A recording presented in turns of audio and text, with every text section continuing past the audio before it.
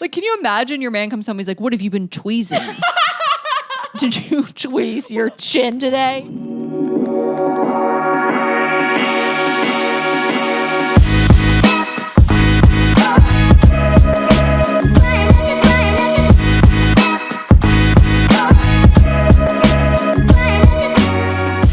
This podcast is a Dear Media production. Hi, guys. Hi, guys. Welcome back to another episode of Girls Gotta Eat. Welcome back. Happy Valentine's Day. Happy Valentine's Day. I know we're it's 10 only days 10 late. days since, it's such a big holiday. You celebrated for 10 days. Just kidding. But we are recording a little bit farther out than normal. Yeah, definitely further out than normal. But on Valentine's Day, our special day. You said you wanted to be together today. So what, 7 years running? 8 years running? This will be our 8th year. This is my first Valentine's Day not spent with you in the evening. We're still together all day. Oh, in the evening? Yeah. So we were trying to remember, run the tape on so the last 2 years we were at the Improv. You hosted shows at the Improv in Hollywood, and we've done shows a lot. We've been in Vancouver for JFL. I don't know if we ever did a Friends thing in New York, but I feel like we've mostly hosted shows on Valentine's Day or that weekend. I feel like I really need to run the tape on every time. Every Valentine's Day. Tell me if this was Valentine's Day or not. We're playing trivia now. We were just able to dine back inside, and it was still really cold out. And we went to Italy, and then we went to Gup Shop. And when we were in Italy, it was nice and warm and cozy. And then something happened midway through. I don't know if an inspector came in. The cop showed up, and they opened up all the windows. And we were sitting there freezing because it was February in New York. I really think that was Valentine's Day. Do? It just no. We all wore black. I guess that's every day in New York. But I swear that was Valentine's Day. And I remember I was DMing with this guy, that one influencer guy I was talking to. I don't know. I just have this feeling it was. I can't confirm or deny. I actually don't remember. I feel no, because I don't remember a lot of red decor around us. But it was weird times because you just couldn't really be inside. It was doing COVID, anything. yeah. Well, this is my first Valentine's evening without you. Okay. I'm excited though. So I had a bunch of girls that I was going to hang out with, and then one has to be out of town, and one I'm not hanging out with tonight. Hannah and I had dinner plans, and she was like, I made a reservation for 6 girls. And I was like, could you want to invite? And last night she texted me and was like, do you maybe want to stay in and watch Love is Blind and order John and Vinny's, which is a great Italian restaurant in LA? And I was like, I just came. Totally. That sounds, we will light my fire. We will sit on my big couch. My porn category. Love is Blind and John and Vinny's. Am I going to try to fuck Hannah? Maybe. I could see it. At this point, Love is Blind has been on, and we'll be talking about it on the snack. Yeah. But yeah. I am doing a show tonight. If you're not with me, you're doing a show. I love comedy on Valentine's Day. Yeah, I love an activity on holidays like this. But I'm doing a 10 p.m. show. Uh-huh. So my fiance will come. We'll go to dinner before, I guess. Where are we going to go to dinner? And then Usama is on the show. So I'm excited for them to meet. You guys, Two brown Usama's a kings. former guest of ours, and the biggest hands, just fingers for days. Comedian. I'm so jealous you're going to see him. Yeah.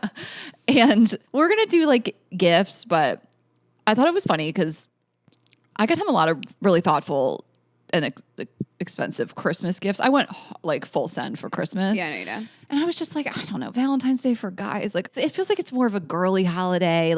I woke up, he had flowers for me. I'm sure he'll, he did a lot for me last year. I don't know. What do you get guys for Valentine's Day? Blowjobs. Exactly. Guys don't care about other stuff. Of course. All of that. Cook them dinner, suck their dick. All that's on deck. Yeah. Birthdays, Christmas, holidays. He has to come watch me tell jokes about him, and then he gets to fuck me. Yeah. No, I'll blow him. But I did want to get him something. Yeah. So I got him some funny, cutesy things. I found dice that you roll to pick where you want to eat. Couples are always what should we eat tonight? There's a dice that's just Mexican or steak or, burgers, and you can roll it. And then these, I got him some other cutesy things. And then his main gift is I'm getting him a kettlebell. And he loves a kettlebell. He works out with he does. This isn't a subtle hint. Workout equipment can be interpreted in different ways. That's so funny. Yeah. And I say that I'm getting it because I haven't got it yet. I'll go after this. We're not doing gifts until later. I had a boyfriend in New York that brought me a Dwayne Reed bag and just handed it to me, and he had just come from Dwayne Reed with a card. He didn't even fill the card out. No. It had candy and some garbage. He was I didn't have time to wrap it. I was like, Mother, you just came from Dwayne Reed. Literally, it's in the bag. In the bag. The receipt. This is from Dwayne. The receipt was still in there. The receipt is I fucked him anyway. You want to take it back? Yeah, of course. But no, he works out with a kettlebell, and he didn't send it here from Boston. So he hasn't bought one yet. I'm just like hoping he doesn't come home with one every day because this is gonna be my big gift. I think it's like $30. Tessa, can you Google where I need to go, like Dick's or something? Like where do you get one? Like so there isn't a Dick's around here, and I know this because I tried to find. I was gonna go get an Eagles jersey for the Super Bowl. Okay, and I could not figure out where in LA to find it. There is a Ross right by my. There's a Big Five near you, Ashley. Big Five? What is that? Oh, it's a sporting goods store. Mm-hmm. Okay, I thought the Big Five was where you got those pickles. That's smart. Actually, it's a superstore, and you can get kettlebells and pickles. Wait, okay, first of all, can we back up? I'm so upset I didn't know you were trying to wear an Eagles jersey because I have one that says Heseltine on the back, and I would have loved for you to wear that. Well, I wanted to surprise you, and I Okay. felt really... So you and I went to this really wonderful Valentine's Day at actually our friend Hannah's, and she just had like TikTok searched all these like different decorations. She had like cups and themes. She had little gifts. It was so nice. And I was like, man, I really did not theme the Super Bowl party the way I wanted to. I just was spending so much money, and there were so many people coming over. It was 20 people I had to like cook and buy alcohol you don't for. need to be, yeah. But I do like a theme, so I tried last minute to find the Eagle stuff, and I couldn't. Okay. Oh, well, what are you going to do? We have next year. Your relationship is... interesting is the wrong word. You guys always buy each other a lot of gifts. You're very thoughtful. You're always like, he sends flowers when you're out of town. He's always thinking of like little ways. He sends you food all the time, like when you were like long distance. Like gift giving is like so much his love language. I think he does all the love languages, but you guys gift a lot in a way that I have never experienced from a partner. Maybe it's because I only date broke dudes. So no one's ever sent me anything. So like except for that one rich guy who was sending his assistant to stand in line and encourage bagels for me. And I was like, but you didn't do this. You're both extremes. Yeah. You've had like the rich guy who is not going to put in the thought and effort. Someone else is going to do it. And you've had the broke dudes. No, you've gotten gifts. Yeah. So he is so thoughtful, and it comes from his like mom and even his aunt. So they get me presents, and I'm like, don't like. Yeah, I send stuff to his family. Like I sent them a big basket on Christmas Day, but like he just recently, because he shipped it, because it was like, how else am I going to get this? I was like, it's no rush. But like his aunt, who I've met once, got me really nice Christmas gifts.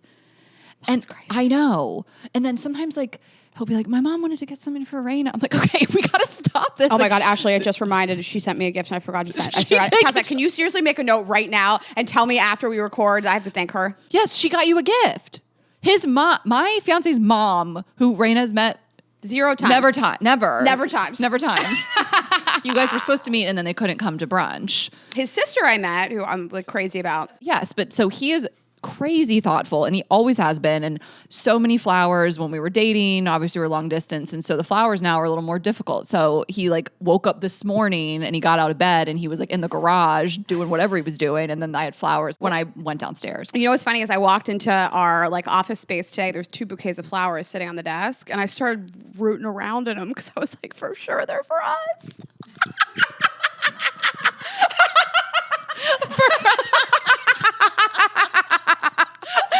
Sure, they're for us. I mean, they were not my business to touch them. They're behind the desk at the office, and there were 2 bouquets of flowers, and I was like, they are definitely You're reading the cards. You're like, lame. You're judging the cards. Whose flowers are this? Whose grocery store flowers are these?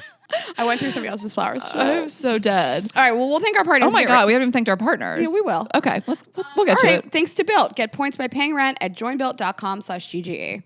And thank you to Hungry Root. Get 40% off your first delivery and free item in every box for life at hungryroot.com/GGE with code GGE. And Symbiotica. Get 20% off and free shipping at symbiotica.com/girlsgottaeat. Okay. Okay, I had this like amazing thing I was so excited to talk about, and then I had this like aha moment. Okay. So I had like a morning hang this week with a friend.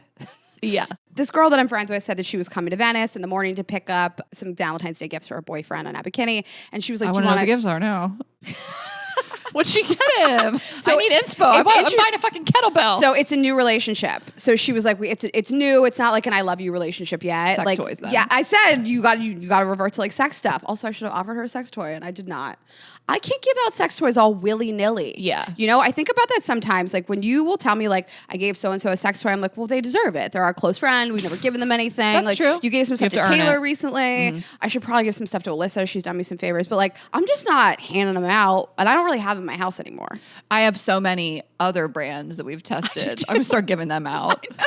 I used this once and it's not even ours, but I washed it. yeah. Anyway, while we're here, guys, Vibes Only, our premium sex toys, amazing gifts. A great gift. I mean, any gift, best any gift. season, like stuff like the handcuffs or the blow gel, like even just entree into kink. Yes. We have it all. The massage candle, we even talk about that much. If you're like, what should I do for a date night? That. Totally. But this girl, she texted me and she said she was going to Abercrombie and she was like, are you around in the morning? Take a walk. And I was like, it's actually supposed to rain, but if you want to like stop over, we'll have a coffee. And she came over like 9 a.m. We hung out for like 90 minutes. And it started my day like so nice. And I was like, why aren't we like doing this more? Like morning hangs. Like I don't have to get dressed. I looked horrible. I had no makeup on. I'm just drinking coffee. I don't get drunk. Like it's nice. It started my day so good. And I was like, I'm going to like blow people's minds suggesting this. And then I was like, oh yeah, people have to work.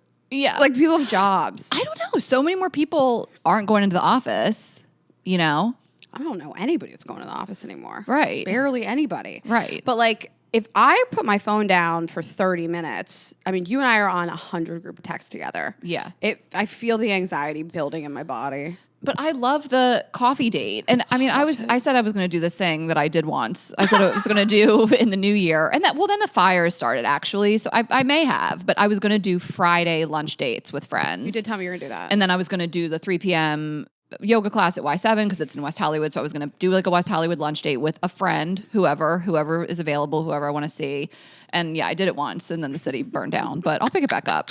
But I like when people suggest a coffee. I love it. But here's the thing, like A walk. you're having someone at your home, little risky. You know, you got to have an out planned before. You knew she had to go. I knew she had to leave. If you're going to have someone to your house for coffee, which I love that you did. I think you guys had such a nice time. Like, I think you got to be like, I got to get on a call at 10:30, you know, like People try to stay. not that they're trying to overstay their welcome, but how do you end this? Is the coffee done? You know, like how do you get them out of your house if you were like, all right, now I got to get to work? I actually think that it's the perfect time to have an out because you can just say, True, I gotta get to leave. work. I have a meeting at 11. I need you Yeah. to get going. Like, Right. oh shit, look at the time. Like Totally. sometimes I'm out at night and I'm like, when can we call it? Who's going to be the first person to start the leaving? Actually, you're so right. It's the out is way easier when it's in the morning. No, Because but- a nighttime hang, people will just stay. Not me. You never have to Not worry about you. me staying, but everybody else. Right.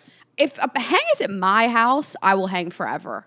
If I don't have to change venues, nothing gets me out of there quicker than when I'm having a nice time at dinner, everyone's hanging and drinking, and somebody suggests, let's get a drink at the next bar. I am not a next bar kind of girly. yeah. I don't need to change the background when I'm already enjoying the company that I know. have in front of me. I know people agree with me and they love it. They love to go to the next place. I don't want to do it. I have learned over the years, if you are having a good time, stay. If you have plans and a reservation, that's different. But if you just are like, we thought when we started the night, we would bounce around, but you're having a good time. The vibes are high. The people are good. The music, whatever's going on in the first place, don't leave. You're not going to find that again. It just- like, it stop changes thinking the the grass vibe. is greener. Yes, it changes the vibe. Yeah. You and I were out with You four lose girls. people. And you lose the like dynamic. We were out 4 girls the other night for dinner at Companion, is that what it's called? In Venice, which I love. Great restaurant. It's new. If you guys want to check it out, it's Italian. There were 4 of us. It was a perfect 4 top. And then we got up and we went to the next place and we had to sit in a line at the bar. And I don't want to do that. It fucks up the dynamic for me. Yeah. And I didn't want to leave. Yeah. So someone's always going to be the brave person to be like, hey guys, are we having fun here? Let's stay. It's not going to be more fun. Never going to be more fun for me. I mean, unless it's like a really like a pregame and then like a club. Yeah, you got to get to the club. But if you're just going to go to another bar just because you think the people are going to be better, the music's going to be better, but if you're having fun, just stay. I don't want it. Hold it down. I'm old. I don't want to put my coat on now. I don't have to walk somewhere. Like New York, fine. New York, you can walk to 15 bars in 12 seconds. But like, I don't want to like rejigger the seating, interrupt my conversation. I don't want to do it. Yeah, I mean, I feel like in my 20s, I mean, you always want to bounce around. And then more as I got in my 30s, like I would be the person if someone is like suggesting, should we go to the next place? I'd be like, what if we just stay here? We got a tab open. I got nachos on the way. Like, let's just stay. What if we don't get up?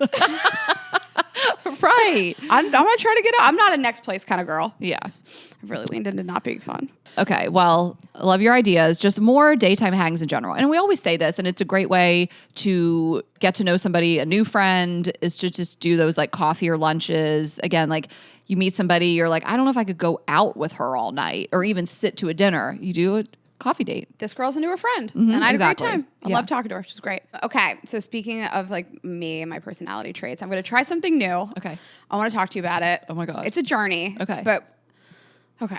So I had a friend my stay God. with me last week, and she is very much on a journey of like organic, healthy decision making for what she puts in her body and on her body. Yeah. And she made some suggestions about my house, and I was like, I could try this. So like I use a lot of water bottles. A lot of plastic water bottles. And she's like, it's a lot of waste. And plastic is not great for your body. You know, the Yeah. stuff like goes into the bottle, it sits in a warehouse for months, and then you're consuming it. She's big into like microplastics. Yeah. And so I started like looking into like this filter that I could put in my fridge, which will be an easy change. And then I was like, well, what else do I do this plastic that I should stop doing? And so I threw out all my plastic cutting boards because Oh my God. every time you slice into a plastic cutting board. Yeah. So I just started looking into like plastic cutting boards, and it's an easy, cheap swap for me to do a bamboo cutting board. So just wood. And then I was like, well, what about the stuff that I store my food in? And so then I'm like, all right, I'm not going to toss out all my Tupperware, but I will stop microwaving stuff in plastic. What? You've just been microwaving stuff in plastic. I read stuff in plastic. Let's start Raina's GoFundMe because she's going to go through some sort of treatment. And Not the microwaving of the... Oh my God. so, you know, once you tug on this string a little bit, Yeah. like it really starts to unravel of, I mean, everything. Seed Yeah. oils in your food and red dye. And then when you start thinking about what you put in your body, you're like, well, what about what I put on my body? So Yeah. like, what about my body wash and lotion and the detergent? And what about what I wash my dishes with? Like those plastic, this is not an anti-big plastic The episode, detergent but pods. The detergent pods. So Yeah. you and I have used Blue Land for years, Yeah. and I love those tabs, and those are really good. Yeah. They're like eco-friendly, but you think about like the chemicals, and I mean, you could go on and on Yeah. and on forever, and there has to be a point at which you just say like, I should be allowed to live my life. But Yeah. I started getting served all these videos about like shredded cheese that you buy at the store versus like Grating your shredding own your own cheese, cheese, yeah. fruit that's pre-cut that like sits in its own juices in this plastic, and not everybody has access to like Erewhon across the street, and these things are Well, there's very still pre-cut fruit over here.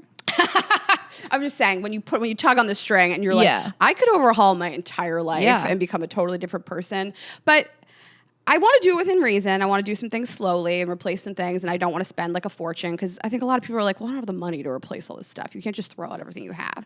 Yeah. But as I get older and I'm heading towards my 40s, I want to like take care of my body better. And I mean, you and I have said this for such a long time. When we travel, it sounds so pretentious, but like when I go to Europe every summer, I feel better. It's not the same type of foods that are here. And so I just want to make some better decisions for myself, and at some point I'm going to have to like hard stop it because I can't replace everything in my house. Yeah, I am with you. I mean, you can be a completely neurotic, obsessive person and you can raise your children that way. You're welcome to do that. But like, we are going to ingest these chemicals one way or the other. I mean, I got really obsessive over the air quality after the fires, and I was like doing so much research and what were acceptable levels, and got these air purifiers, and I'm checking those along with like the weather app, and like but that doesn't account for all the chemicals because all these houses burn down and there's all the lead and asbestos from the houses, and it's not just like the typical pollutants that we have every day. And I had to just make my own boundaries up, and I had to be like, okay, well, maybe if it's over 50, I will wear a mask or something like that, you know? But like, I had to tell myself, like, these chemicals, these PM chemicals, PM 10, 5, 2.5, PM 2.5 are the ones that like really get in they're tiny, you can't see them, they get in your lungs. You can't avoid them. They're in the air. They're in the air no matter what city you're in. You know, like the air quality here is so many better than so many other countries, and also worse than other countries. Like, I just had to be like, you can't avoid these chemicals, but you can limit your exposure, and you can take these steps when they're really potent or prevalent in the atmosphere. So like, yeah, you can't be psychotic. I mean, it's the same with germs. You know, if you really start to think about the type of germs and when you're traveling on an airplane or whatever, and, you know, I get it. Some people are like, I would never come home from the airport and like sit on my furniture. And it's like, yeah, you can live like that. But I've had to start being like, I've been all right. You know, I've been all right in my outside clothes on the couch, you know, but the cutting board thing is really interesting because there are these ads that obviously get served and they basically cut something up on a plastic and then they take the knife and all that plastic goes into your food and your body. Yes. Or, you know, so whatever. It was an ad for a titanium cutting board. So then they're saying like wood is bad too because it absorbs too much. Wood chips. Like it will absorbs too much meat. Stuff like that, not even the wood chips. Into the wood. Yeah, they're too absorbent, whatever. Got it. So I tell my fiance, I was like, we're doing titanium and cutting boards. And he was like, you got to slow your roll, sis. You know, like he was like, we will get rid of the plastic, but wood's fine. And we're not going to put a knife on titanium that makes me like want to die. And I'm like, you're right. So we like met in the middle. Okay. I don't need a titanium cut. No offense to big titanium and like the cutting boards out there. But like, even when he started to say like, think about putting a knife on that. I'm like, you're right. It gives me the ick. Yeah, it gives me the ick a little bit. And he was like, you wash wood, it's clean. And like you'll sanitize it, we'll wash it. It's like wood's fine. We've decided wood is fine for us. For our family. Yeah. Okay, well, I'm a wood family now. Yeah, the plastic cutting boards, you see all the knife ridges in them. So that plastic went somewhere and it's in your food and your body. Yes. But that happens. We cannot avoid plastics in our body completely.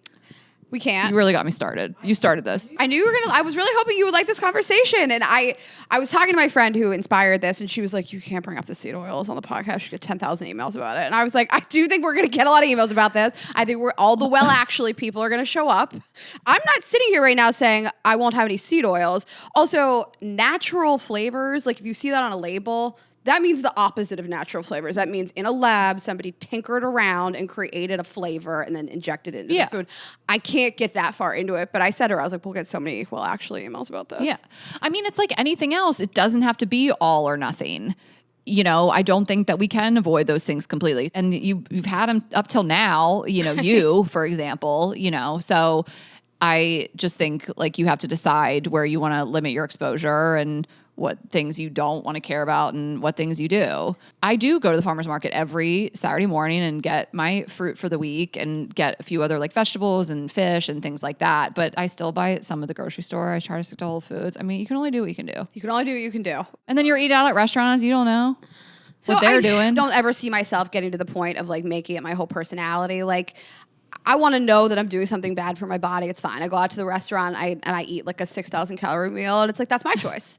That is my choice. But I don't want to like cut into plastic or be drinking out of plastic. And because to me, that's not an expensive swap either. You know what I mean? Like I don't need to buy water bottles and be wasting this much stuff. I can just, there's a filter in my fridge. I'll just use it. Yeah. And then Donald Trump signed an executive order to banning paper straws. We have to use plastic straws. Like what an absolute fucking clown. And no, I don't like paper straws, but we've also come so far from paper straws. Like the straws that are not plastic that are out there now are great. Like those early days, we had paper disintegrating in our mouth, but like they're better now. I don't know. There's different alternatives. Like we didn't have to go back to plastic. Like he's a fucking clown. I mean, that's so many things he is, but like in that way, it's like, this is what you're spending your time and energy on. Like this is not the flex you think it is.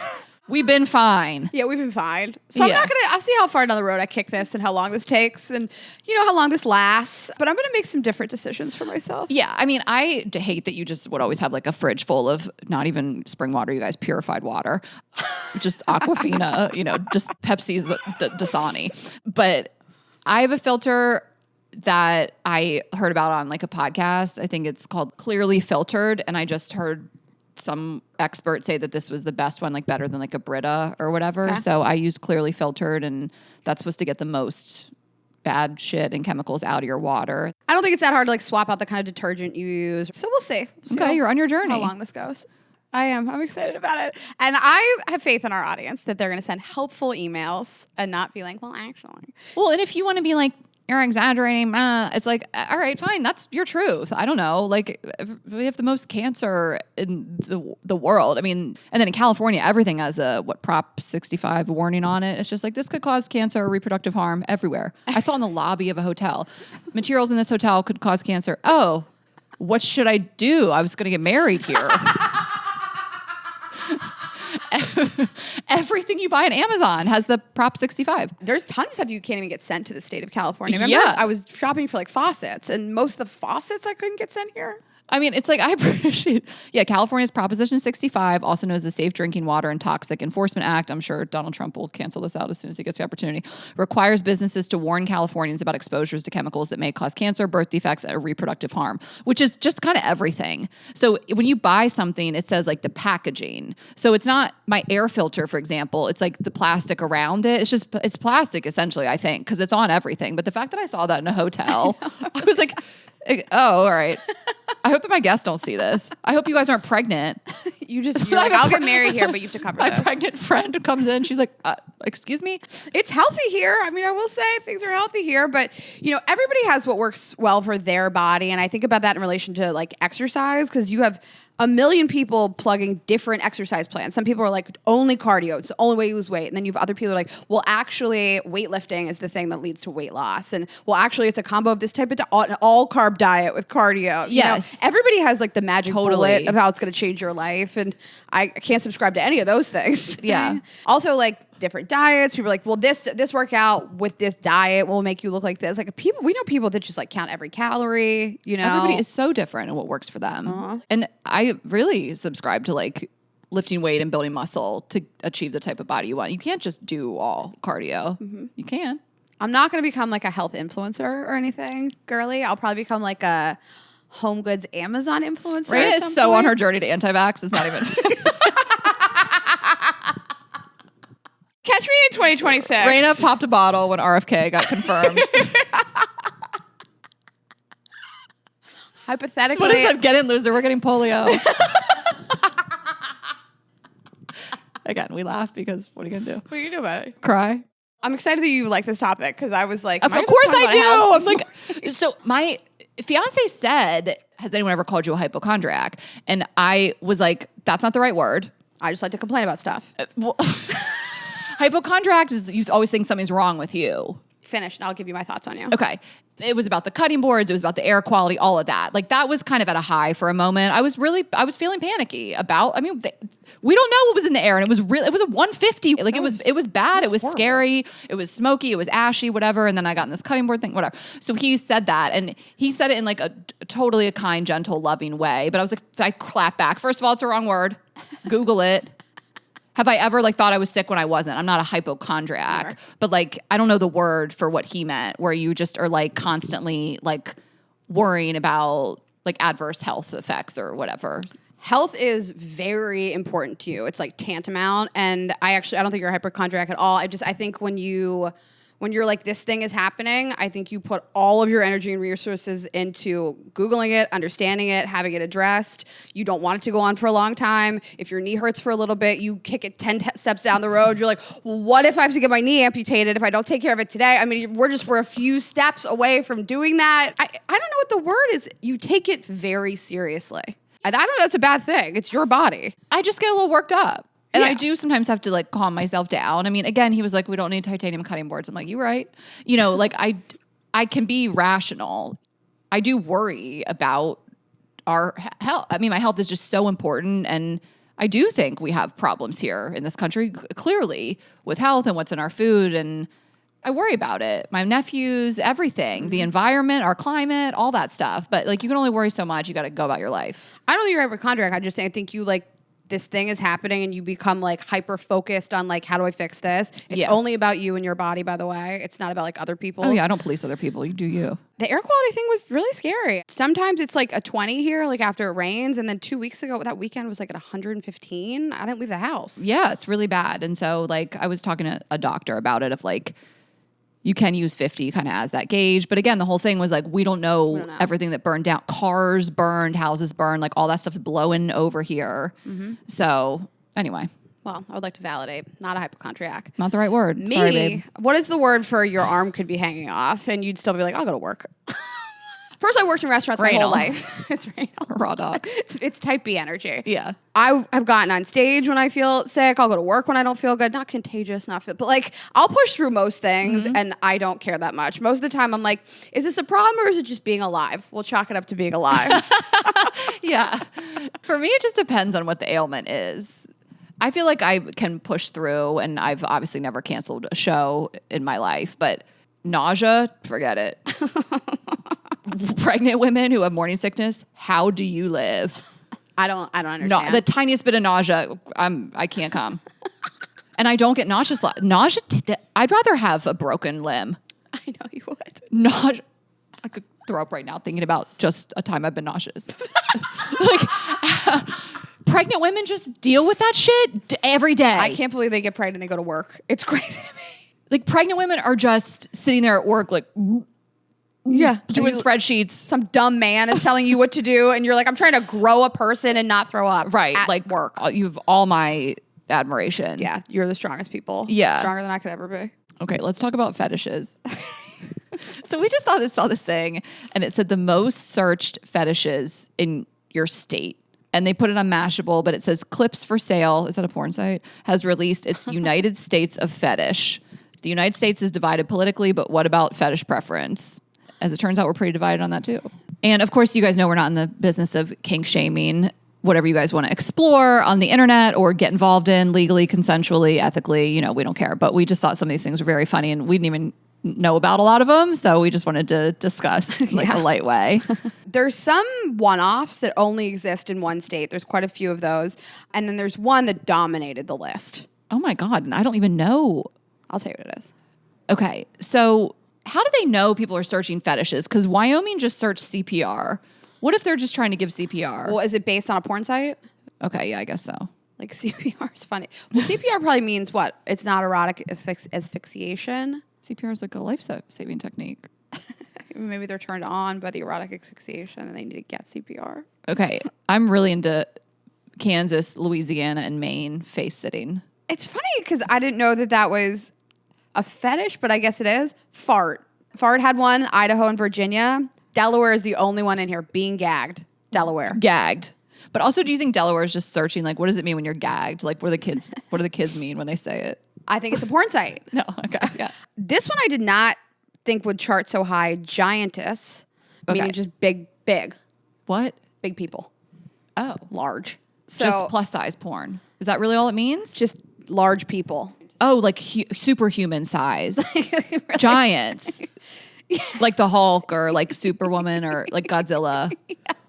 A female giant. A female giant. And this is pretty popular. Okay. This is very popular. So Arizona, DC, Indiana, New York, New Jersey, and Tennessee, the most searched fetish, giant woman. If you're a tall woman, move to those states.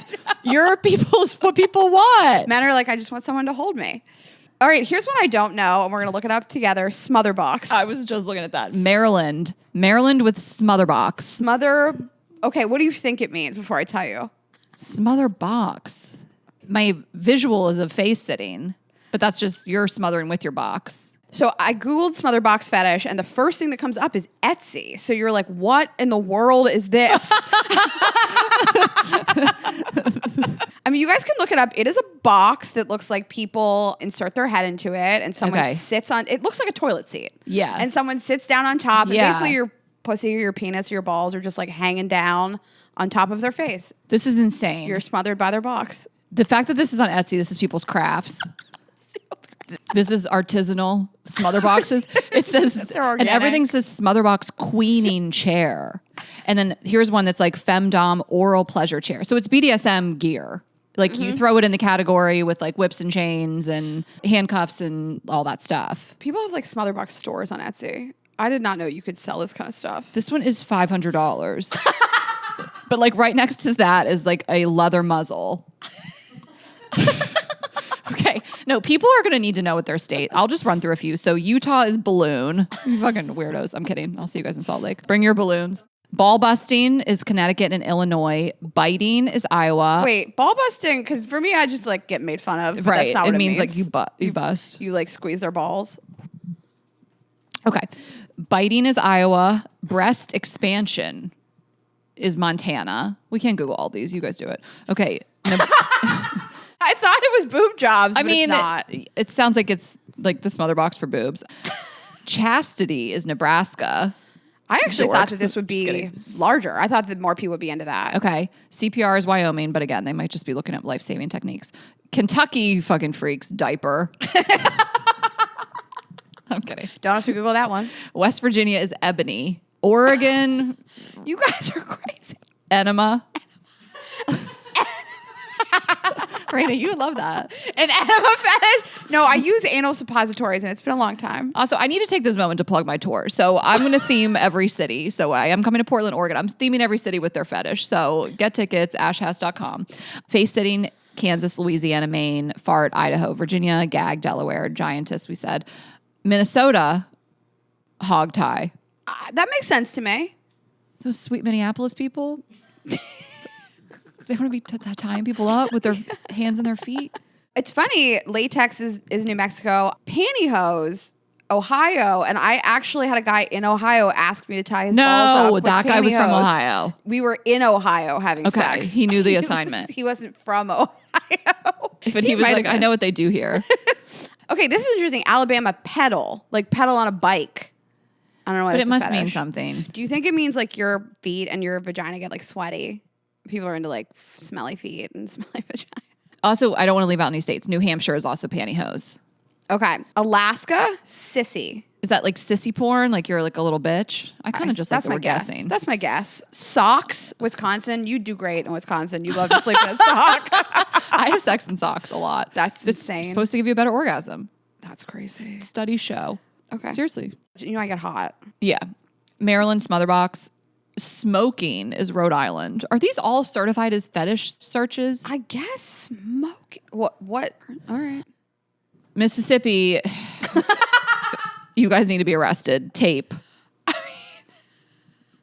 Do you think people are Googling tape porn? Like, I guess it's like being tied up. I feel like you're trying to tape someone's mouth Their shut mouth and shut. put them in the trunk of your car. This one, delightful. Tickling. The fact that it's Florida and Texas, that's all they're allowed to do sexually. Women are like, we won't be able to have sex soon. It'll be against the law. Don't be gay there. Yeah. Right. Don't be non-binary or trans. Right. but They're like, sex out of wedlock's about to be illegal, so all we can do is tickle. You can't get pregnant tickling because you can't get an abortion. Okay, Florida, Pennsylvania, Texas, and Washington. That's funny because like Washington is As a Pennsylvania resident, former resident, no one's ever tickled me. right. The way I would elbow somebody. So the number one on this list, I think it's pronounced vor, V-O-R-E, and I'll read you the definition. It's Army Hammer coded. So it's a fetish characterized by the erotic desire to be consumed by or to personally consume another person or creature, or an erotic attraction to the process of eating in general practice. I mean, it's like Army Hammer. It's like wanting to like eat somebody or be eaten or like be like mutilated in some way and tattooed. And it's the number one fetish of all these. Arkansas, California, Georgia, Hawaii, Michigan, Missouri, Nevada, Vermont. All of you guys, big vor fetishes. Hawaii. Fetishists. I didn't see that coming. South Dakota is just wedgie. Wedgie. People have wedgie fetishes. Did you know one of our friends, like when she was on OnlyFans, some guy requested a wedgie video Of her just getting a wedgie. and so she had her friend come over and give her a wedgie. Like a sexual wedgie. Yeah, I mean, to him it was sexual, but they were like laughing, and it was like one of the funniest things they've done, like to bond. And I don't think he ever paid. That's crazy. Okay, and lastly, we have Colorado, Massachusetts, North Carolina, and South Carolina. So all the Carolinas, North Dakota, and Oklahoma. Wrestling. My dad's into wrestling. As a fetish? Women wrestling. Well, he's in Pennsylvania, so he's going to be tickling. It's going to be tickling. This is ridiculous. Actually, my dad's down in Florida right now, and it's funny because Florida is tickling too. He only follows the tickles. Oh my God. My dad will only go to a state where he can get tickled. Wait, he lived in Texas. Wait, Ashley, tickling is Florida, Pennsylvania, and Texas. Your He's lived in dad all is three. like, yeah, He's following the tickles. king of the tickles. It's crazy. Or a real guys. tickle monster. All right. Well, if you Okay. guys want to get tickled, hit up Bill Greenberg. Oh my God. I don't really like for as sexual as I am, I don't have like fetishes per se that like I don't want to say like I'm so boring, but like I don't have like super out of the box fetishes, I guess. Yeah. Yeah. And I would talk about it if I did. Yeah, I think most of the stuff I'm into is just like in line with what's common. And that's not, again, like shaming. I think this stuff is super interesting. We have a great episode coming up about sex appeal. So with Shambu Dram, which I'm very excited about. And she has a masterclass coming out. She'll be on the show next week. Okay. Well, we are just going to talk about our partners and then we will get into our topic today. I am telling you guys about Hungry Root. So I love this so much and I've been loving it even more. I now have a roommate and so we cook together a lot. So it's really great to get our Hungry Root and just pick what we want for the week. And yes, for dinners, but even just like what we want for snacks and for breakfast foods and for little sweet treats. So I really, really love it. It's the easiest way to eat healthy. Again, we were talking about health today. So really, I do trust them when it comes to that. Hungry Root is like having a personal nutritionist. They take care of the stressful meal planning each week by recommending delicious recipes tailored to your taste, nutrition preferences, and health goals. You can really just plan with them. They'll give you personalized recommendations and you can fill your cart with top quality meat and seafood free of hormones and antibiotics. There is no high fructose corn syrup, artificial sweeteners, or preservatives in any of Hungry Root's foods. And then all Hungry Root's recipes can be made in just 15 minutes or less. I love that. I did that last night. I made a meal. It was like literally 15 minutes start to finish. Like that's my sweet spot. And with over 15,000 recipes shipped each week, there's something for every taste and nutrition preference. So you can really just get in there and see what you want. Again, you can get all of your food in any type of meal category, but also these incredible meal kits. And I've gotten like tacos and again, they have seafood. They have great seafood like chicken dishes and you can do burgers and just, proteins with sides. And then they have like pre-made meals too, like a chicken pad thai and like salmon, sandwiches, breakfast foods, all that kind of stuff. So we just really love it. It's such a game changer, amazing variety. And you guys are going to love Hungry Root as much as we do. Take advantage of this exclusive offer for a limited time. Get 40% off your first box plus a free item in every box for life. Go to hungryroot.com/GGE and use code GGE. That's hungryroot.com/GGE, code GGE to get 40% off your first box and a free item of your choice for life. hungryroot.com/GGE, code GGE. Okay, and this is a PSA for anyone who rents. If you haven't heard of Built, you're about to thank us. Earning points on rent is now a reality when you pay your rent through Built. You don't even have to check with your landlord to start earning points that you can use towards flights, hotel stays, fitness classes, and even your next rental payment. Let us break it down for you. So there's no cost to join Built. As a member, you'll earn valuable points on rent and on your everyday spending. Built points can be transferred to your favorite hotels and airlines, and even the ones you haven't heard of. There are over 500 airlines and 700,000 hotels and properties around the world you can redeem your Built points towards. Points can be redeemed towards a future rent payment and unique experiences that only Built members can access. So if you're not earning points on rent, my question is, why not? Start earning points on rent you're already paying by going to joinbuilt.com/GGE. That's joinbilt.com/GGE. Make sure to use our URL so you know that we sent you. Joinbuilt.com/GGE to start earning points on your rent payments today. So last night at my yoga class, they had a little sign on the door that said Built, like they accepted. I saw it on the door at Walgreens yesterday when I was picking up my photos. I know. I love it. I was like, oh, that's awesome. That's good to know. Okay. And I'm telling you guys about Symbiotica. Again, we talked about health just a few moments ago. And I think this is really something you can do that's so quick and easy daily is to get involved in Symbiotica and specifically their liposomal vitamin C, which I am obsessed with. But I'm going to tell you about a couple other products too. But just to kick it off, this is just this little liquid packet. I squirt it right into my mouth. It is going to give you that vitamin C hit. The citrus vanilla flavor tastes so good. And it's just going to go down the hatch, like in seconds. And it is going to be your 1,000 milligrams of vitamin C. It's going to support healthy aging, boost collagen production, support a healthy immune system. And I mean, the thing I think some people don't think about is they only want to do these things when they start to feel sick. Like if you do these things every day, you won't get sick as much. I mean, I haven't been sick in a long time, but it's very like stay ready so you don't have to get ready. So if you're always just keeping your immune system up, you're just going to feel better all around. You're going to fight off any chance that you might actually get sick or just even feeling sluggish. And I just love all their products so much. I can't hype this enough. I've been turning everyone onto it. I mean, again, the liposomal vitamin C, there is a liposomal vitamin B12 and B6. That's going to support your cellular energy and mood. There is a magnesium supplement that's going to enhance memory, focus, and learning. So they really have everything. Just go to their site. You can shop by bestsellers, shop by benefit, and you can also subscribe and save, which we love too. Symbiotica is one of the most trustworthy brands out there. They never compromise on quality and sourcing. Their products are free from seed oils, preservatives, toxins, or artificial additives.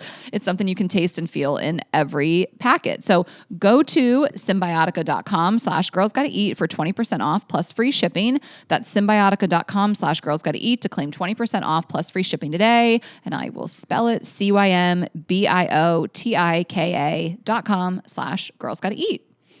Okay. I'm very excited about today's topic. Yeah. So we want to talk about sort of lies that you tell your partner. And we focus more on white lies. We had an episode about a year ago about like pathological lying and cheating and things like that. So this is like a little different. A little lighter. But we polled our audience and the answers were just incredible about what you lie about, why you lie, and where's the line. Mm-hmm. And I don't know if you remember this, why we started talking about this. Mm-hmm. I was reading this book. It's called In 5 Years by Rebecca Sable. We both read it. And there's a line in the book where the main character just says like, she was going to get Botox and she's like, I'd never tell my partner he would kill me if I did that. And I was like, it's nothing against the writer. I see, you see this all the time. I have girlfriends that tell me this all the time. Like my partner would kill me if he knew I did Botox. And we've heard it. A lot. Yeah. And I think that's pretty common. And it struck me because I was like, we're lying to our partners about like pretty common medical procedures. Yeah. Anti-aging. Yes. And it's not a major surgery. Yeah. So it got us thinking. I have so many different, I don't even know what avenue to go down when it comes to this. I mean, I'd love to just kick it off with this. Can I tell you something? Yeah. Okay. So I started doing research about how often we lie to our partners, which most studies say 1 to 2 times a day, mostly white lies. And that is what Drew Curtis, who was the guest that we had on this episode, said, that you like lie every day. Yes. So I want to talk to you about what a lie is and what people's relationship to the truth is. But also I did a little research about what do people commonly lie about, what are the most common categories, and our audience fell directly into these. So we'll break these down, but I just want to tell you what the 6 are. So finances and little things like how much you spend on coffee every week or how much something costs. Social activities. So your friends who you're going out with, how long you spend somewhere. Appearance, which we saw come up a lot. So Botox, GLP-1s, things like that. Emotional state. So I had a bad day today. Past relationships. I slept with my friend or I slept with your friend.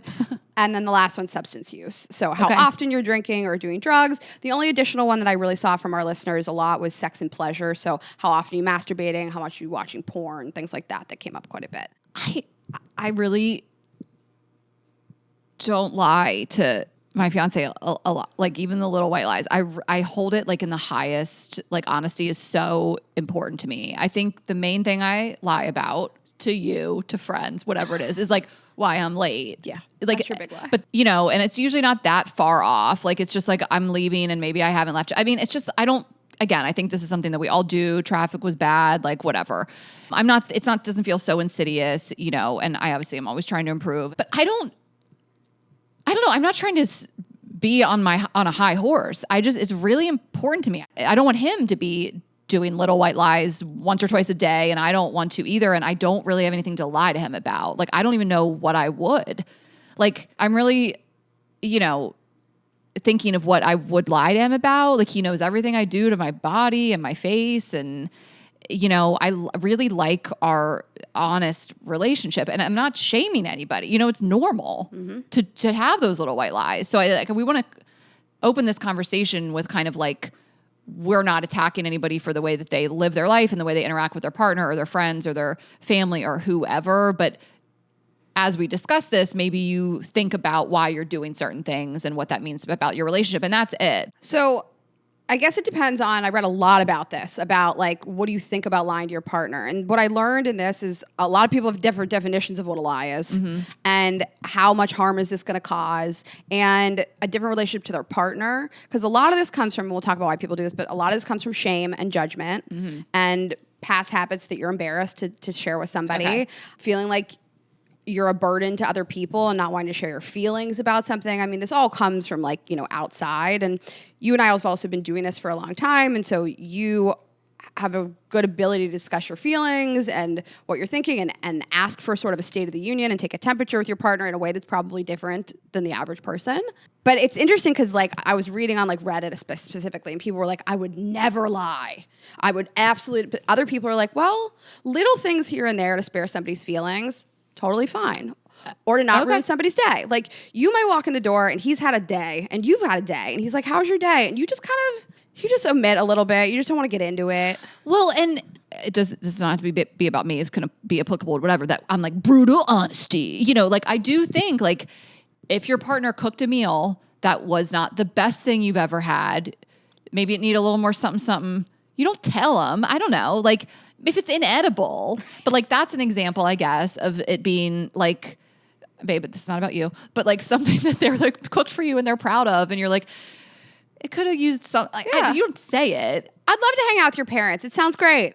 You know, like some people are like, Okay, yeah. that's a lie. And I would never lie. And it's like, even if you think you would never lie, you lie. You lie to make somebody's day a little bit easier, to not hurt their feelings, Yeah. to not make somebody feel judged. It's not a pervasive, like, I fucked my best friend and they're around us all the time. There's a and huge spectrum. Yeah. Yeah, there's a huge spectrum. So I find it really interesting. Some people are just like, never, ever would I lie. And it's like, well, what do you consider a lie?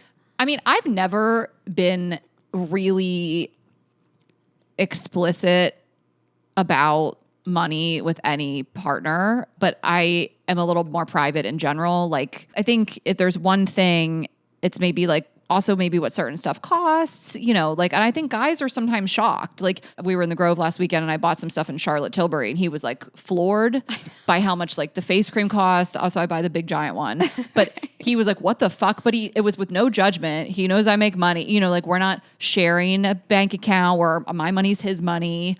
And we can talk about that too. But I think if there's anything that I'm maybe less transparent about, it's money, but I'm just more private about money. There's a huge scale between I get coffee 4 days a week and he doesn't really want me to, and financial infidelity. Like I'm lying about debt. I'm hiding all these bags. We can't really afford it. I'm gambling. Totally. Like pathology is different to me. Like I think we all lie to our partners a little bit to just like make the day go better, not hurt somebody's feelings. And it's different to feel like I've been lied to and robbed of my autonomy to react to something. Because I think we like lie to our partners to make soften a blow a little bit or something. You know, how many women have asked their partners like, did I get fat? And they lie to you a little bit, or we lie to our partner a little bit. But I don't want to feel like I've been like robbed of the ability to make a decision about something because you've decided that I can't handle it. Yeah. You know? Yeah. I mean, we can talk about like the Botox and stuff. So for me, if I were to ever little white lie to him, it would be more to spare his feelings and not because I ever feel judged by him. He lets me live. That's our relationship. I don't feel like I need to keep up any sort of appearance. Like he doesn't care what I spend on stuff. Like I just don't feel judged. And I think he like loves me inside and out for who I am. And when it comes to the Botox stuff, I think there are a few different reasons. I can think of one couple and I think the reason is she wants him to think she's just aging naturally, beautifully, not aging, basically. Totally. And that's that. I can think of another couple that he just doesn't understand the different types of injectables. And some men hear Botox and they think it's filler. And if you sat them down and explained what it was, like, again, yes, there's a difference between a needle to the face and anti-aging cream, but there's not that much distance between the two. This is just an anti-aging thing that's very common. They think big lips and your face is going to change. And I understand that. Like, I would want to know if my partner was going to go to the doctor and come home looking a lot different. Totally. And I would invite people like that to just dig a little deeper. And if somebody says like, I don't want you to get Botox. Well, why? It's going to change your face. Well, why do you think it is?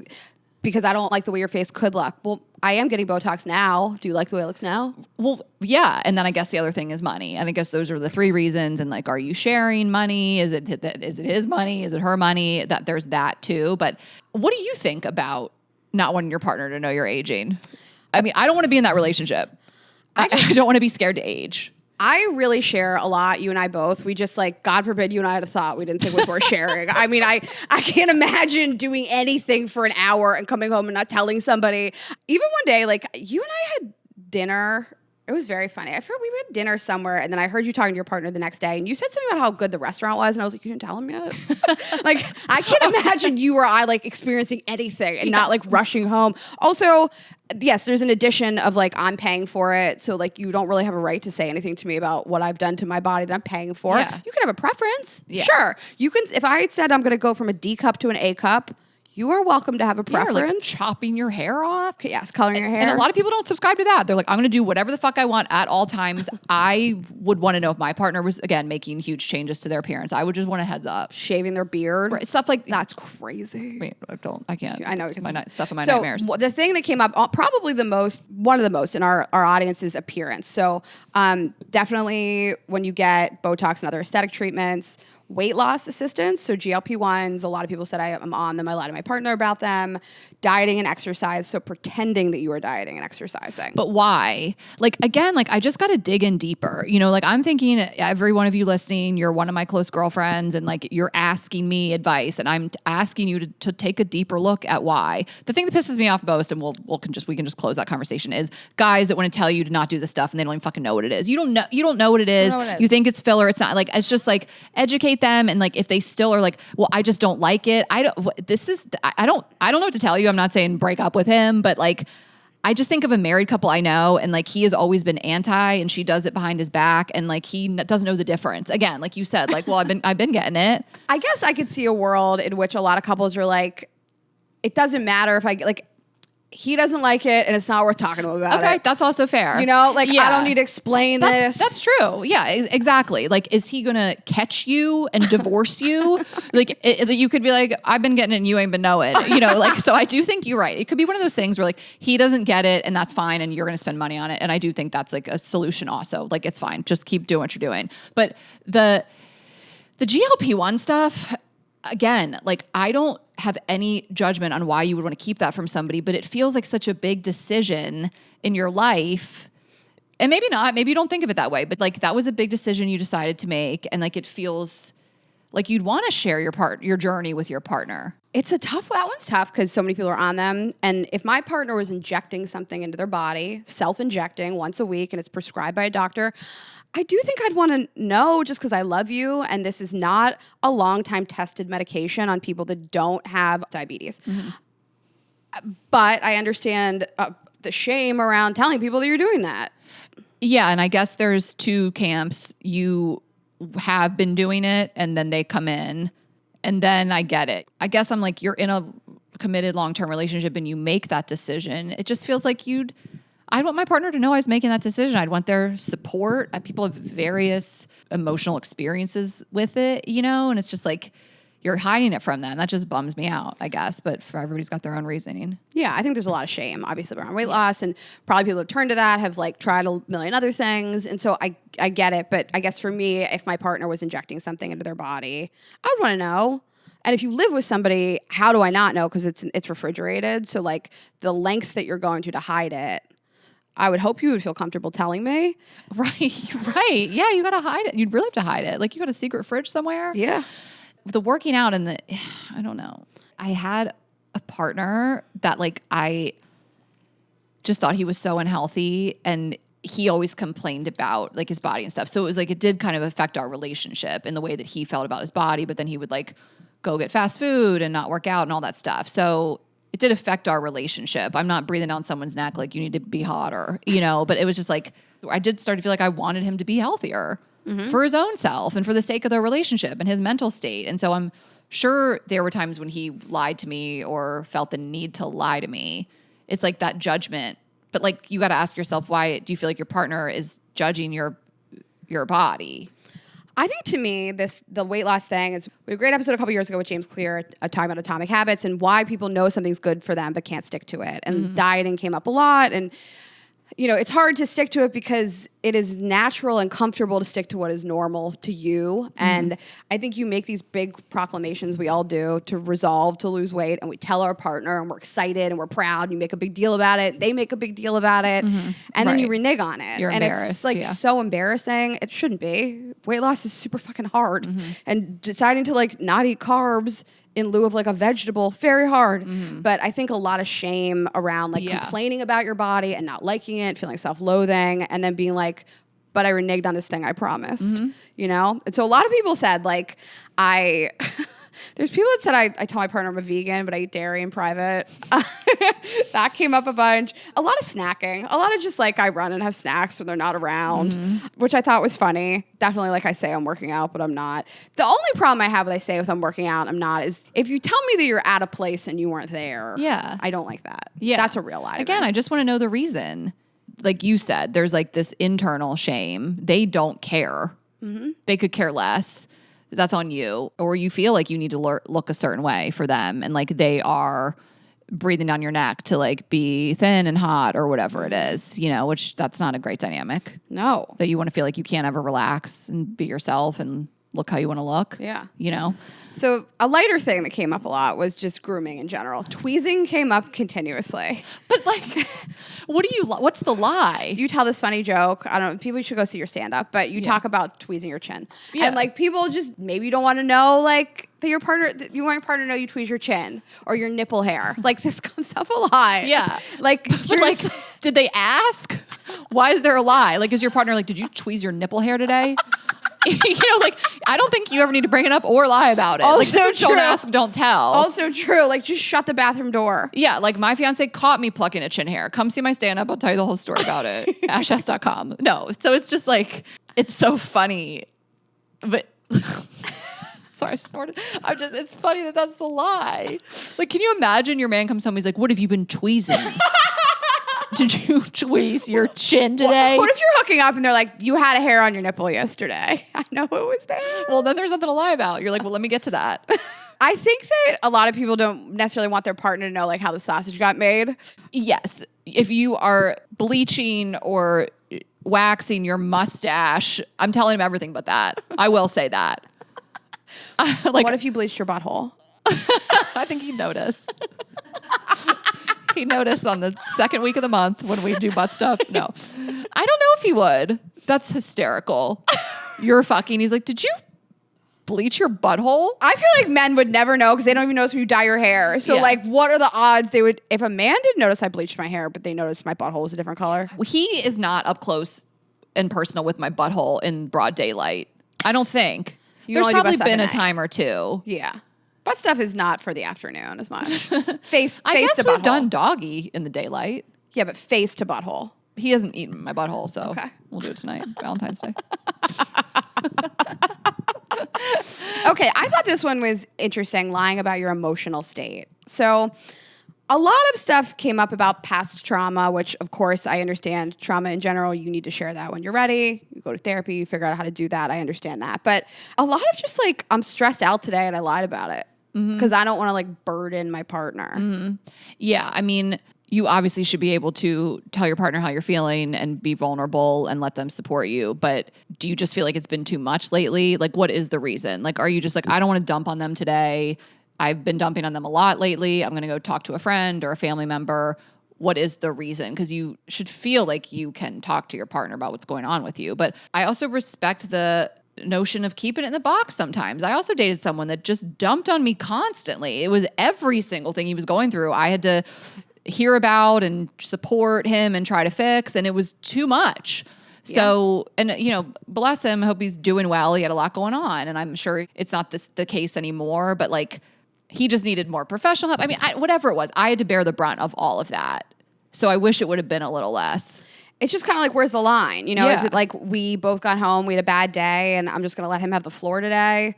Or like I got home, I was having a bad day, but they're taking care of the kids. And so I'm going to like let them have the day off for my issues. Or like, are you complaining about your job every day?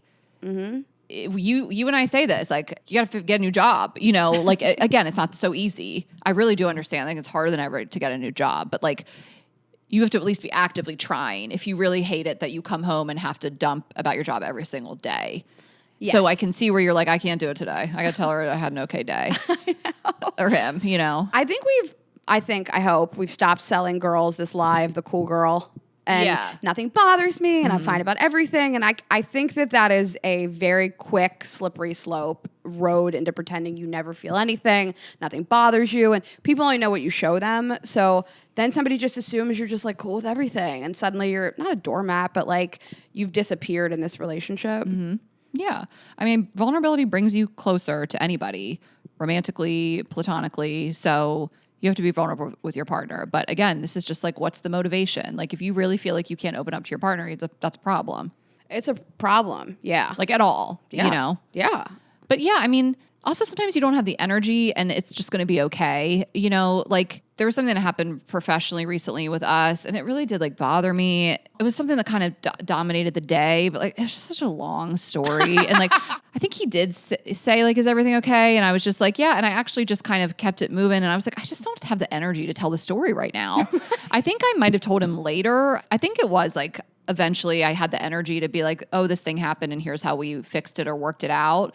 But in that moment, it was on my mind. It had been. And then I did let it go. So then I was fine for the rest of the night. We had dinner, we did whatever. But sometimes it's just that. Yeah. I think that that's fine. Yeah. I think that like relationships are just a negotiation all day long, you know, and it's fine. And also like it's important to just have a space with your partner where you just feel like at some point you feel like you can have the floor if you need it. Of course. Yeah. I feel like financial stuff, I feel like I would lie about it. So like it runs the gamut, like the cost of an item. I think we white lie that this thing was like $40 and it was $80 or how much we buy coffees. But I shop a lot and I could see a scenario in which a partner would not love that. Yeah. But you have a little shame around it. Well, that is why I lie about it. That is what I'm saying. That's Yeah. the reason. No one should care what you spend. You make your own money, you know, you make plenty of it, you know, so it's not that. It's just like it's that you feel a certain type of way. I could also see myself changing a little bit, but my partner said like it's time to like evaluate how much stuff's in the closets and how many packages we get every day, and this is not normal. Like Right. I could probably go to therapy for a shopping addiction. The amount of packages that come and that Tessa returns for me, I mean, it's not normal. And I return a lot. And my girl math of that is like, I'm making money. Yeah.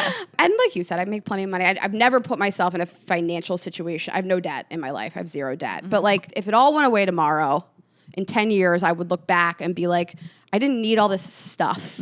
That was like a good exercise when I packed up the house too, during the LA fires. We left town and I was like walking through the rooms like, this is just So much crap stuff. everywhere, just stuff. Yeah. So I do understand there being a lot of shame around that, especially when your partner is paying for more than you are, or you should be contributing and you're like lying about why you can't contribute. I mean, that's tough. The dynamics are tough there. I mean, I think a dynamic that I don't love, which again, whatever works for you, is when all the money is shared. Like I grew up where my parents obviously had a shared bank account and my mom had her own checking, so did my dad, you know, and my mom took me shopping on that. And like sometimes it was like, don't tell your dad, you know, like women should have their own money, you know, but like, again, if you don't make any money, then I don't really know what the answer is. So I just wouldn't like someone monitoring my spending all the time. So I just, for anybody who's listening, like if you make your own money, don't let someone take that away from you, that you don't have your own bank account in some way, you know, even if you have a shared one too. I do think that's the setup of like most couples is shared and then separate, obviously. But yeah, I mean, when you have a dynamic where one person makes more and maybe they're spending more on the rent or on the travel or whatever it is, and the other person is frivolously spending, it is tough. And it is going to be tough for the person, not always, but it may be tough for the person spending more to see that. Because like, if you can spend it on all this, like, can you give me more for rent, or can you pay more for the trip, or like whatever it is? And how do you avoid that? I mean, it's the same thing as a friend that owes you money and then you see him on an airplane. You know, it's like that meme of just like when someone's traveling and they owe you money and they're taking a trip and you're like the bird on the window, like tapping, you know, like it's weird to see. It's a bad dynamic. We've done plenty of episodes about money, and it reminds me of our very first episode about money in like 2018. I was talking about a relationship at that time. I used to have like psychotic fights with my ex back then because I had lent him money. I paid for more stuff. Yeah. There wasn't such a disparity between us. I mean, I made quite a bit more than him, but I didn't make that much. He just really didn't make anything. Yeah. But like he would buy weed, he would take cabs home at night, like he would buy himself shoes, like a new pair of sneakers. And like, it's not that people aren't entitled to be comfortable and have a comfortable life, but you're not entitled to it when you owe me this volume of money and you're making no attempt to pay me. Yeah. And this just, again, cliche as fuck, comes down to communication. You got to talk about this with your partner, because you will just harbor that resentment when you're covering more of the financial burden and they're out buying weed and shoes and cabs. Weed and shoes again. What a life. Okay, well, we have three more main buckets. Sex and pleasure. So we can do whole episodes on this, but frequency of masturbation, what type of porn you like, and just generally like things you enjoy in bed or things like that. I think sex is its own bucket, kind of, about how to communicate intimacy. Like, this to me, I'm like, is it a lie if you say you like something, or are you just trying to like make somebody comfortable? Yeah. There's all kinds of issues around porn addiction and online activity, and to me, that's kind of like a separate thing. Yeah, again, that's there's a little bit of a bigger issue there. You know, like, I don't know, what is the dynamic with the porn and the lying? Is one person badgering the other one constantly? How much porn you watch today? How much porn you watch today? Like, or is someone really have a porn addiction and they got to lie to you about it, like any other addiction? Okay, we'll come back to that. Okay. Past relationships, big one. So lying about you having slept with one of your friends, lying about having slept with one of their friends, Yeah. and number of sexual partners. Yeah. Number of sexual partners is not their business. Never. What is the difference? What's the difference? I mean, I guess, well, I want to know if it's like 2. If it's too small, I want to know. If it's too small. I mean, I have had more sexual partners than my partner. He knows this. He's not asking for the number. I'm not really asking for his. I don't know. We got a good thing going on. I always question why you need to know that. But some people really just, they want that info, and it doesn't have to come from like a controlling or possessive place. You just want to know for whatever reason. I don't know. If someone was really coming at me for that, pestering me for that, I wouldn't. I mean, I guess there's just a tone and you know it. Like some things are just a genuine curiosity. You know, I want to know, have you had a lot of sexual experiences? It's fun for me to hear about it. I don't know. I mean, how do these conversations go? They're all case by case. Is someone asking kind of lightly because they're just curious and you get defensive and you're like, we don't need to know that. And then they're like, is it What's the 500? number? Like again, no shame on the number, but I think if you immediately kind of get defensive, they're like, what is it?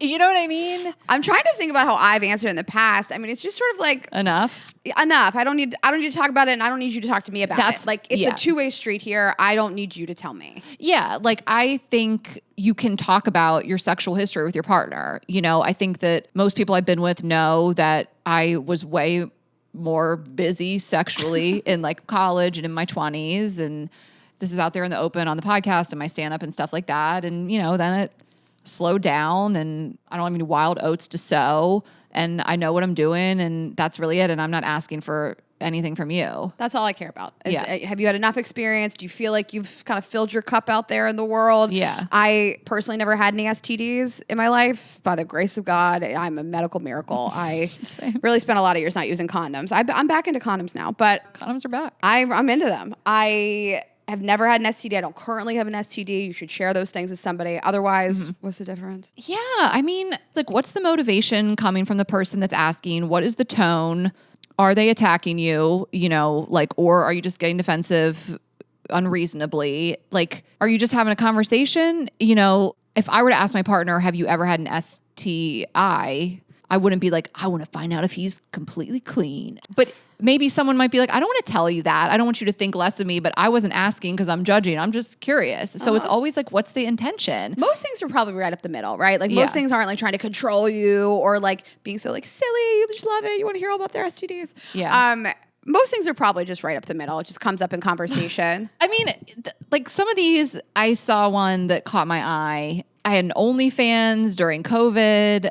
Can they find that out? I don't know. I always worry about I understand the reason to want to lie. I don't know if I would, because that seems like something that can be found out later. It's tough because you and I are unique. If anybody just took some time to listen to the podcast, they could find out about anything. That's true. Yeah. I have a really close guy friend. We had a sexual relationship really early on in the beginning. I've talked about this quite a bit.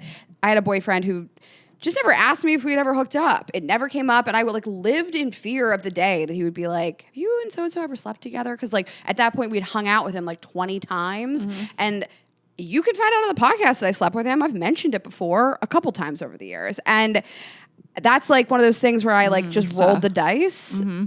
But OnlyFans feels like it's stamped on the internet and you can find out about it pretty easily. And your friends and family can find out about it. Yeah. The whole have slept with a friend before. Didn't we deep dive on this on an episode recently? Yeah. Okay. There was an email from a girl that said that her partner had asked her not to tell. They had some pact together that he said, I don't want to know about anybody you've slept with in the friend group and vice versa, essentially. Right. Yeah. And then one of the people that she had slept with had come to this party at their place. And she said something her boyfriend said, have you ever hooked up with this guy? Mm-hmm. And she was like, I didn't really know what to say. Right. And that's case by case. Someone wrote when another guy texts me to hook up. I mean, if some guy was hitting on me in my DMs or somebody texted me to hook up, I just think that's going to piss my fiance off. Why am I telling him that? Why are you telling him? You don't have to. I don't know what kind of, trust and tell each other everything policy you guys have going on in your relationship, but that's also admitting something. I guess there's a word in which they're asking. It's a lie through omission, and this is like a very gray area because, like, on the one hand, I'm like, well, you tell your partner, and they're probably going to get a little uncomfortable. And what did you expect? I mean, it's like being like, I cheated on you. Now forgive me. And it's like, well, I'm going to have a reaction to this. This is not like a good thing. It's not the same. Being DM'd by somebody and cheating on somebody, not the same thing. But that's like one of those things where you're like, well, I lied to spare their feelings because I know that I'm not going to hook up with this person. Right. Yeah. And did you just like shut it down or not respond? Well, the last bucket of things people lie about, that should tell you, is social activities and substance abuse. So obviously how much you drink and do drugs, smoking, like downplaying that kind of stuff, and the frequency of an activity. I guess you could say like the OnlyFans thing kind of fits into here, but that's pretty like common. How often do you drink, go out, things like that. Yeah. I don't know. I mean, a lot of this stuff, it's just like, where is the line? Why are you doing it? And like, how big is it? You know, like, is this something that's going to snowball into something bigger? And then you haven't been honest about it from the start. We ask people, where's the line? Where's the line? And I think most people fall kind of in the same camp, which is like if it directly impacts their life, if it's going to be a pervasive issue, if they're going to find out and then never trust me again kind of thing. Legal stuff like financial infidelity. Totally, all that stuff. Absolutely. I mean, there's definitely the line is like gray, but I just like know it when I see it. There's like lies that I'm okay with and there's lies that I'm just not. And like when you find out about a lie, when I guess it also depends like how does somebody describe why they did what they did? Like, I felt a tremendous amount of shame around this. I'm really embarrassed. I feel really uncomfortable sharing this with you.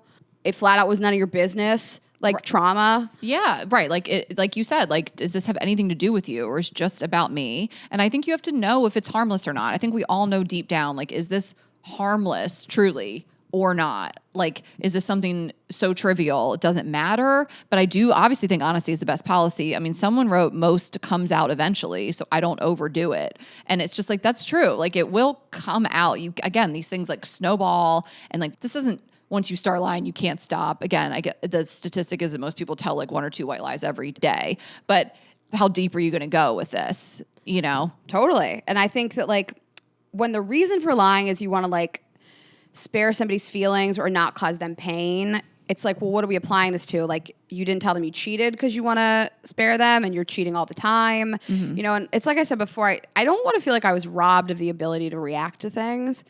But I guess there are certain things that would upset me and hurt my feelings and I don't need to know. And the DM thing is like a perfect example of like, I don't know, ignorance is bliss. Like if somebody DM'd my partner and they were like, you're hot, and he never told me about it, I guess if I found out, I'd be like, what the fuck, man? But like, I don't really need to know that either. It's just going to make my day it's going to fuck my day up. Yeah, I mean, I just love our audience. I mean, I love the stuff that they said. Someone said anything past shaving my face. You know, so it's like the little embarrassing things, quote unquote embarrassing, whatever, but anything that impacts him emotionally, physically, or financially. And someone wrote something that he'd leave you over. And I don't really know how I'm interpreting that, but I had wanted to talk about that today too. Like, that's a reason. Like, you don't tell somebody something because you're afraid they're going to break up with you or leave you. That to me is like, I really would have to know what it is, because that to me feels like something so big that would eventually come out anyway. Like what would What's those things be? I don't know. I mean, would that be something you did in your past? I mean, would that be that you had an OnlyFans during COVID? You know, like, is this something you think he would leave you over? I mean, again, it feels like something you did in your past. Like, if it's something really big that you have a bunch of debt, you can't hide that, you know, like, you have to be upfront and honest. Like, that feels like financial infidelity, like hiding something so big like that, or like something crazy illegal from your past, things like that. But are you really scared your partner's going to leave you if you get Botox? Like, I don't know that you want to be in that relationship, right? Like, they've prohibited you from doing something. You know, are you really scared they're going to leave you if you don't work out every day, or if you take Ozempic or whatever it is, you know? So I guess ask yourself that. Do you want to be with someone that's going to leave you over this thing that you're hiding from them? Yeah. I mean, I think we all kind of try to spare people's feelings. It depends on how far it goes. Like, I had a partner once ask me, have you ever cheated before? And I decided to be honest. And he made me feel like that was a mistake. I explained to him the situation. I explained to him why I did it, when I did it. I was in my early 20s. It was a relationship that did not last very much longer after that. I wasn't proud of it. I always say, you and I always talk about, like, once a cheater, always a cheater. No. How do they feel about the cheating? What was the scenario? How do they talk about it now? I thought the way I spoke about it was as though I was ashamed. I wouldn't do it again. He made me feel really bad about it. He had been cheated on in the past by somebody. I think he just applied that to me. And I don't know, I regretted telling him and being honest, and it definitely made me think twice about ever admitting that to another partner. Yeah, I mean, that was that Love is Blind episode. I forget what season that was, where it just completely like blew up. Steven, orange-haired Steven, told Monica that he had cheated in the past. That's what it was? Okay, I cheated. Right, yeah. I'm trying to think if I've asked that. I guess I have. I guess we've had that conversation. Like, I guess I technically cheated on somebody when I was 18. You know, like, I think we see a lot of bad behavior in our 20s. We said it before with, you know, our episode with Esther Perel is called Cheating Isn't Black and White. You know, I guess you have to decide if that defines someone's character.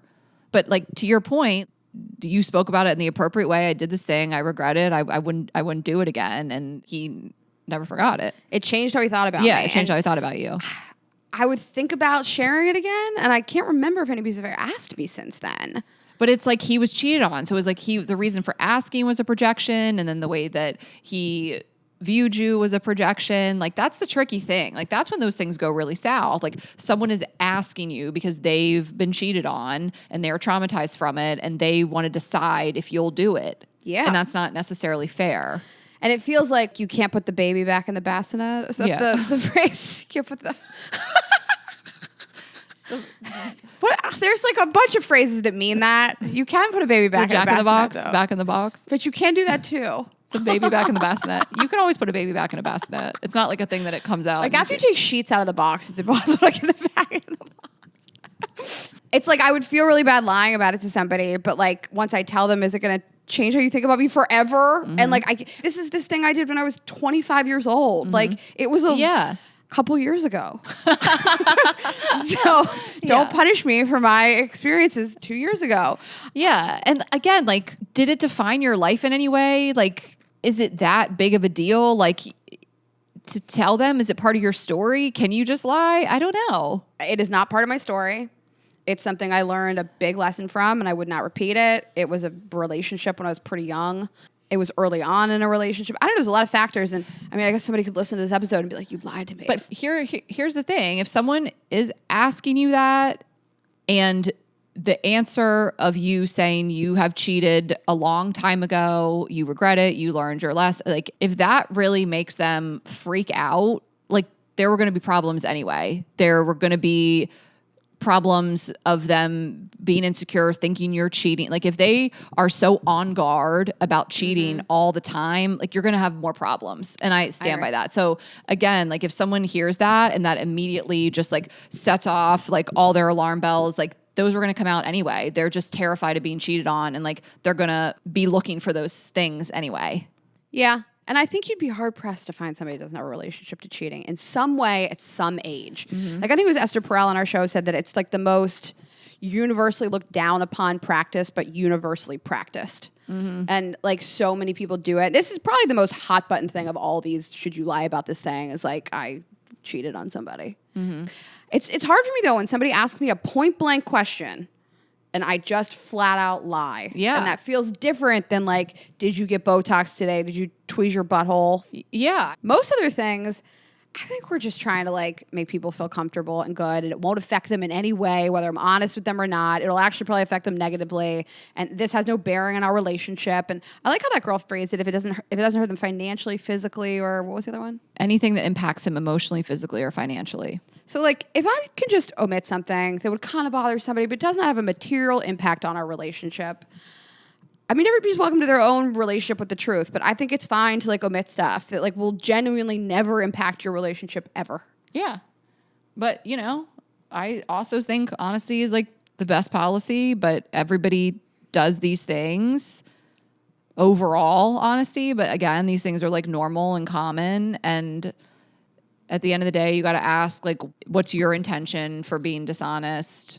And I also think it's important to think about why you may be anticipating someone's reaction to be negative if you are lying to them, because they may not care. You know, like, what evidence do you have that they aren't going to like what you have to say? Like, are you basing this on a past partner? Are you basing this on your friends' partners? You know, have you only heard that guys get mad when you bring up Botox? Like, why do you think they're going to react poorly? And I say that only to do the self-reflection of what evidence you have because they may not care.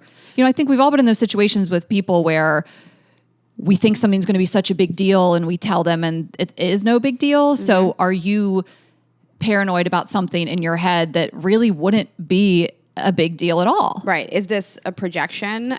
Yeah. And a lot of this, I think, is rooted in this desire to appear to be successful and unburdened and somebody who doesn't need to overshop or quit the gym. And you want to look successful, but that is your own projections of success and how you want to be, because we are all flawed and your partners are going to see those things, and you have to be able to create an environment where you can discuss those things. And I understand the nature to be like, but I want them to see me a certain way. Mm-hmm. But we are all flawed people. And you could even become closer when you are more vulnerable and more real. You just never know. So ask yourself where your motivation to do these things are coming from. Yeah. It's a problem if it's a pattern. Yeah. It's a problem if it's all the time. Yeah. And you find out these like lies. I mean, I talked in those that. little tiny things. Little tiny you things. find them all out. You're like, oh, are you a liar? We talked about what you heard of somebody in my life that just like lies a lot. I have a lot of people in my life that lie. Yeah. About this one guy, and it was a lot of little harmless lies, but like when you're like, well, you add them up and you're a fucking liar. Mm-hmm. Yeah. And I don't know, I think when you realize somebody's a liar, it really shakes your relationship to reality, because you're like, how did I not see all this? Has everything been a lie? Yeah. And I can't trust you. And when it comes to the most harmless of all lies, what are you thinking about? I mean, we've all asked our male partners this. I actually want the straight answer. So someone, of course I want to know he's like thinking about me and our future together or whatever, but like, you know, that's not always the case. And like men's minds work in crazy ways. They're thinking about the Roman Empire 3 times a day, whatever. That's where the whole Roman Empire thing started. But someone wrote in, do you think this was from a dude? It's from a man. Oh, it was from a man. Okay. So what are you thinking about? He said, I always lie when I'm asked what I'm thinking about. I'd rather say you or our future together or something else inane rather than admit I'm wondering how many 6th graders it would take to overpower a horse-sized praying mantis. And like Sparkle Eyes asks me, what are you thinking sometimes? Because, you know, I'll be deep in thought. I can't hide it. You know, I'll be like stressed or thinking about something or overanalyze, like, you know, microplastics. And it's important. I usually am just like, you can't overanalyze honest. Them. You and I just have never had a thought that we didn't share. Yeah. But I think that like, when you just bucket it out to like women and male dynamics, I think women want you to say like, I'm thinking about you. And like men just aren't. They're not thinking about anything. They're thinking about food or video games or sports or porn. Some ridiculous thing. This insane scenario. Yeah. All right. Well, now I hope that helps. Yeah. These submissions were like really incredible. We were really excited to do this episode. And you guys are always just so honest and amazing and open about your lives. And I feel like I learned something new every week. Yeah. You guys are the best. Thanks as always for, you know, inspiring these episodes and writing in and sharing. You guys can find us at girlsgottaeat.com, Girls Gotta Eat Podcast on Instagram and TikTok. I am Ash Hess, ashhess.com, Raina.Greenberg, vibesonly.com for all the goodies. And you can subscribe on YouTube, share this episode with a friend, and we will see you Thursday. I always pause. I'm like, have a good week, guys. Bye.